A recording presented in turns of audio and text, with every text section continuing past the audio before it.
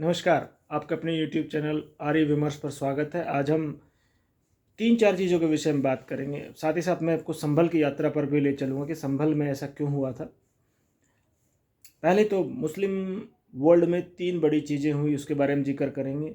Minority rights की बात करने को लेकर छाती कूटने वालों अमेरिका से लेकर भारत तक की बात करेंगे।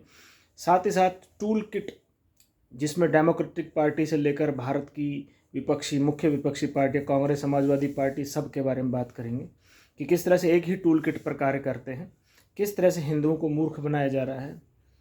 आइए सबसे पहले हम बात करते हैं मुस्लिम जगत में हुई 3 बड़ी घटनाओं पर।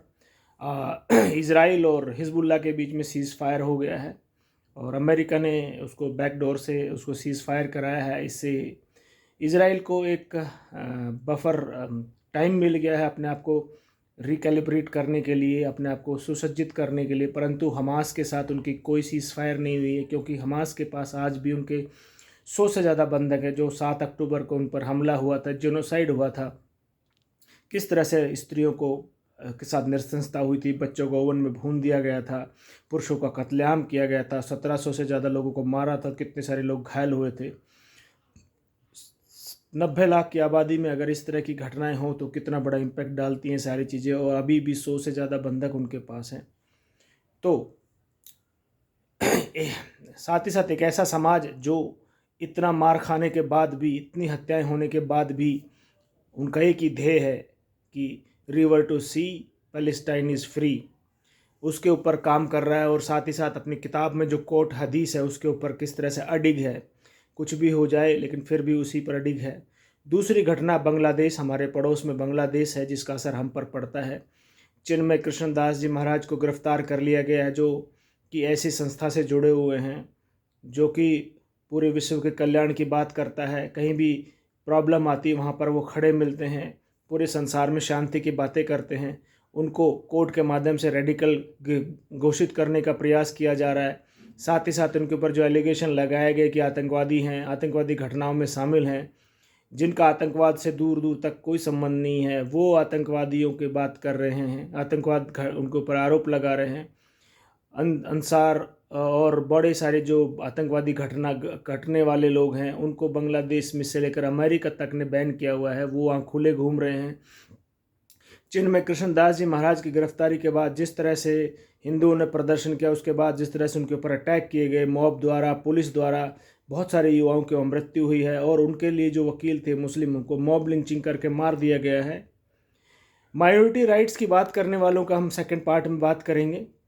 तीसरा जो घटना हुई है संभल की, मुस्लिम वर्ल्ड की बहुत बड़ी घटना है, जिसको मीडिया अभी तक दिखा नहीं पा रहा है या मीडिया उसके ऊपर चर्चा नहीं कर पा रहा है कि 2 गुट आमने सामने हो गए। 2 गुट कौन से?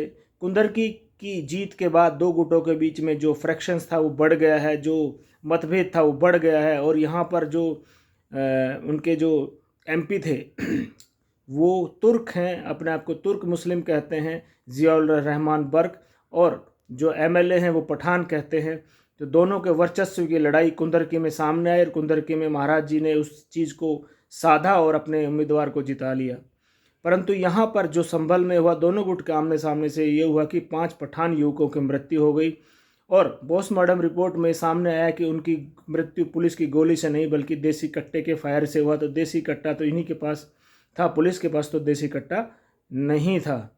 बस पुलिस वाले भी घायल हुए और करीब करीब 10,000 की भीड़ बताई जाती है कि दोनों गुट तुर्क और पठान मुस्लिम आमने सामने आ गए। दोनों के बीच में भयंकर लड़ाई हुई, जिसका परिणाम यह हुआ कि 5 मुस्लिम पठान युवकों की मृत्यु हो गई। अब टूल किट के पहले मैं बात करूंगा कि माइनॉरिटी के लिए बात करने वाले, क्योंकि हिंदू पूरे विश्व में माइनॉरिटी हैं, परंतु भारत के अंदर जो तथाकथित माइनॉरिटी है, जो सबसे बड़ी आबादी, उसके लिए छाती कूटने वाले लोग आज उनका सबका मुंह सिला हुआ। अमेरिका से लेकर भारत और पूरे विश्व में जिस तरह से चिन्मय कृष्णदास जी महाराज को गिरफ्तार किया गया, जिस तरह से हिंदुओं की मॉब लिंचिंग लगातार पिछले कई महीनों से की जा रही है 15 अगस्त के बाद से, और यहाँ आज 5 अगस्त के बाद से जिस तरह से वहाँ पर मॉब लिंचिंग की जा रही है, हिंदुओं पर लगातार हमले किए जा रहे हैं, उनके घर जलाए जा रहे हैं। मीडिया में जो आ रहा है वो 10% भी नहीं, क्योंकि ज़्यादातर हिस्से में इंटरनेट बंद किया हुआ, जिसकी सूचना भी हमारे पास नहीं आ पा रही। जिस तरह से तो क्या बांग्लादेश में हिंदुओं को जो माइनॉरिटी में उनका कोई अधिकार नहीं है?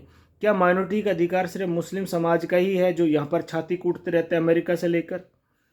साथ ही साथ जो टूल किट है उसका भी देखिए, अमेरिका से लेकर और भारत तक जो विपक्षी पार्टी है, डेमोक्रेटिक पार्टी अमेरिका और यहाँ की कांग्रेस समाजवादी पार्टी, अभी बहराइच में एक युवा हिंदू की मृत्यु हुई, उसको लिंच करके मार दिया गया, उसको 22 छर्रे लगे, उसको लिंच करके मार दिया गया। तब ये एक भी पार्टी बहराइच की तरफ मुंह नहीं कर पाई और आज अखिलेश से लेकर राहुल गांधी तक जो है पठानों की जो लड़के मरे हैं उनसे मिलने के लिए संभल जाना चाहते हैं।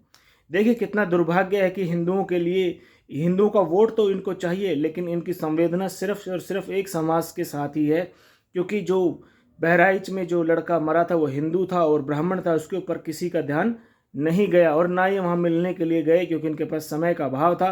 परंतु यहाँ समय है, अब यहाँ पर जाकर ये अपने घड़ियाली आंसू बहाकर ये बताना चाहते हैं कि हमारे जो 15% पूरे भारत में वोट है उनको इंटैक्ट रखना चाहते हैं, अपने साथ जोड़े रखना चाहते हैं, फिर चाहे उसकी कीमत इनको कुछ भी चुकानी पड़े।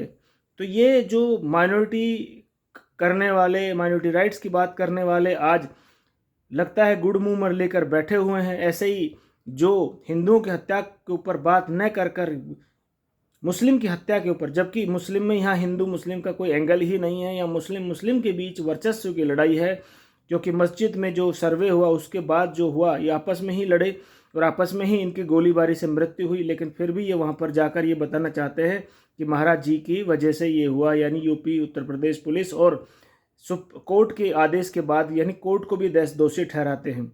कोर्ट का आदेश इनके पक्ष में आए तो बहुत बढ़िया, कोर्ट का आदेश अगर किसी न्यूट्रल थिंग्स के लिए आए तो इनके लिए बहुत दुखदाई बात हो जाती है। तो पूरे विश्व में एक लाइन खींची हुई है। साथ ही साथ एक ऐसा समाज है जिसमें 3 घटनाओं को मैंने जिक्र किया, वो आज भी उस बात पर अड़िग है कि पूरी भूमि अल्लाह की है और अल्लाह के अतिरिक्त उस पर कोई अधिकार नहीं कर सकता। और अल्लाह की भूमि को भोगने के लिए मुस्लिम है, बाकी सब कुछ को खाली करना पड़ेगा। इजराइल में जो हमास का चार्टर है उसमें लिखा हुआ है कि जब तक एक भी यहूदी जिंदा रहेगा तब तक क़यामत नहीं आएगी, यानी पूरे विश्व को, पूरे ब्रह्मांड को समाप्त करके क़यामत लाना चाहते हैं ताकि जल्दी जल्दी फ्लाइट पकड़कर जब जन्नतों के पास जन्नत में चले जाएं। यानी एक तरफ ऐसा समाज है जो कि पूरे विश्व के कल्याण की बात करता है और एक तरफ ऐसा समाज है पूरे विश्व को समाप्त करना चाहता है, जिसमें समाज के कल्याण की भावना को लेकर चिन्मय कृष्णदास जी महाराज हैं, उनको गिरफ्तार कर आतंकवादी घोषित करने की प्रयास किया जा रहा है।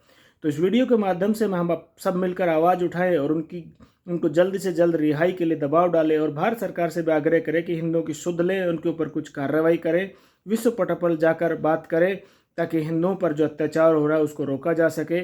और संभल की घटना पर अभी आप पुनर्विचार कीजिए, क्योंकि वो मंदिर है या मस्जिद है, इंटरनेट के माध्यम से देखिए ताकि सब लोगों तक उसकी जानकारी पहुँचे, कल के महाराज का जो मंदिर था उसके बारे में जानकारी मिल सके। वीडियो को पूरा देखने के लिए बहुत बहुत आभार। आपसे आग्रह है कि वीडियो को लाइक शेयर सब्सक्राइब जरूर कीजिए ताकि सब लोगों तक हमारी आवाज़ पहुँचे। जय हिंदू राष्ट्र, जय भारत, हर हर महादेव।